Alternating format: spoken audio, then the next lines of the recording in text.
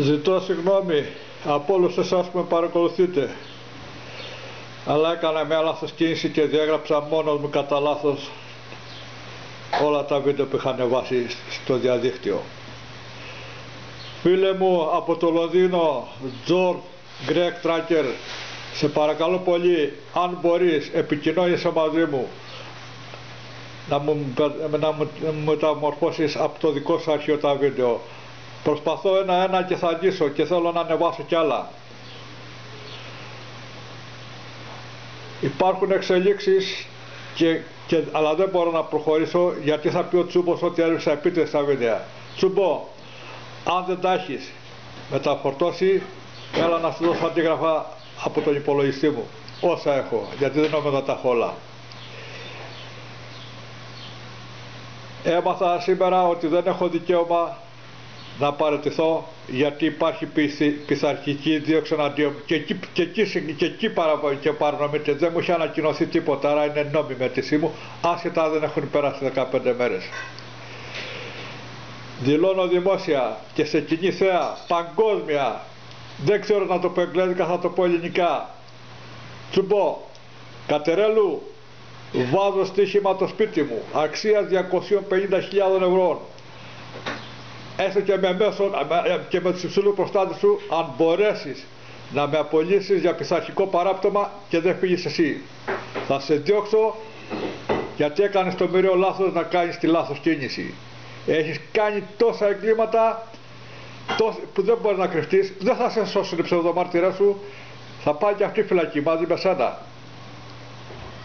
Αυτό να μην το ξεχάσεις, το λέω εγώ, ο Πρατινάκης Νικόλαος, μένω οδός Πάρτης 9 στο Καματερό Αττικής και το τηλέφωνο μου είναι 697 2070 877.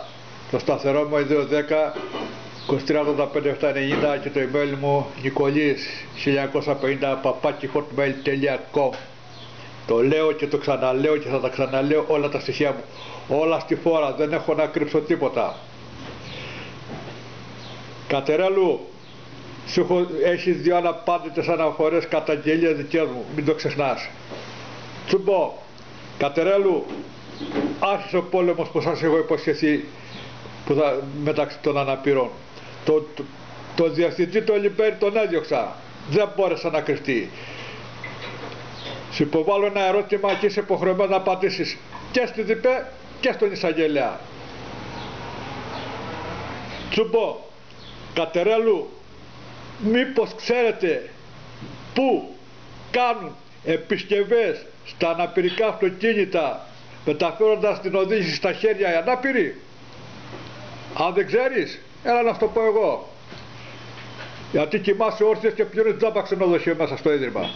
Δεν βλέπεις αυτούς που παρανομούν, βλέπεις έναν ανήμπορο και θες να του πάρεις το σκάλπ. Αυτό είναι το λάθος σου. Και αποδημήσεις θα σου πάρω και φυλακή θα σε χώσω όταν θα έρθει η ώρα. Παρακαλώ έναν έντιμο εισαγγελέα να επέμβει αυτεπάγγελτα. Δεν υπάρχουν περιθώρια χρόνου. Γιατί με ανακοίνωσαν σήμερα ότι έχουν ξεκινήσει διαδικασία απόλυσης και δεν έχω δικαίωμα ούτε να παραιτηθώ. Και όσο χρονοτριβάει αυτό, εγώ δεν έχω ούτε να φάω. Είναι ντροπή και έσχος εγώ και η γυναίκα μου και δύο ανάπηροι, χωρίς τον ηλιομήρα, χωρίς κανένα άλλο εισόδημα, εκτός τα 290 ευρώ που παίρνει η γυναίκα μου στην πρόνοια, να έχω τέτοιες απαράδεκτες συμπεριφορές. Θα τους πάρω τα σκάλπ. Είμαι αποφασισμένος, δικαιωμένος ή πεθαμένος. Τους έχω πει ότι θα πάω φέρετρο και θα κάνω την κηδεία μου μέσα στο ίδρυμα. Να μην τη λέω ψέματα, ότι μπλοφάρω, θα το δούνε.